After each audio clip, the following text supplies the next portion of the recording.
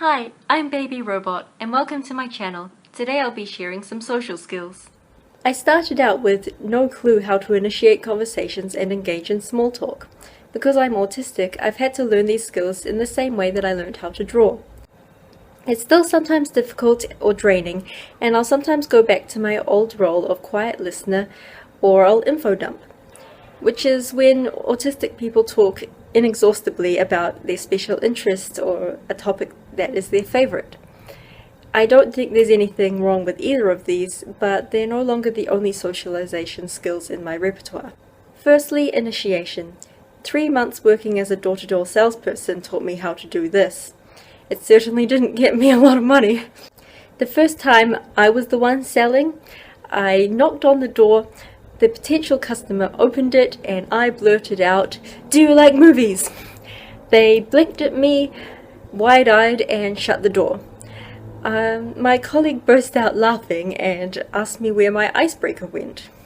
The problem? I had skipped ahead to the point of the conversation, efficient yet ineffective.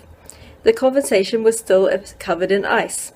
A simple, "Hello, how are you?" would have warmed it up a little bit. Let's move to a more common situation. Say you're sitting in class and you want to talk to your classmate.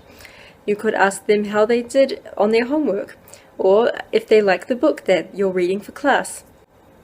Say you're in the staff room.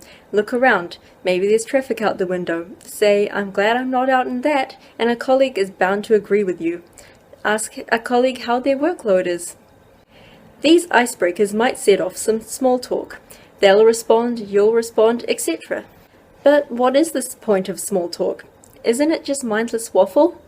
No, it's a technique for finding a deeper conversation.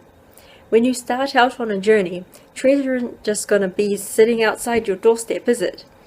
First, you'll pass trees, some scavenging sparrows, some innocuous houses. You'll cross bridges that lead to new areas, that is, new topics. It will take a little walking before you get to something like a park or a shop. Looking at it literally, this is how a conversation might go. You ask a colleague how they are. They say fine. Are they doing anything on the weekend? Yes, they're going to the pet expo with their kids. Bingo! You could ask them about the expo. Where, when, what it involves. Or you could share pet stories. Do they have pets? Do they want any? Or their kids. How old are they? How are they doing? Once you find a topic, remember to listen to them when they share their stories and perspective. Ask them about aspects that you would like them to expand on. At the same time, don't be afraid to share your stories and perspective. They might be really interested in something that you did, and that would expand the conversation further. A note: some people don't want to talk to you. They might be tired, busy, or mean. Don't take it to heart. Others are eager for someone to talk to. Practice with people you feel comfortable with, and then it won't be as scary. Practice makes everything easier. If you don't want or need to talk to anyone, don't. Being quiet is not a bad thing.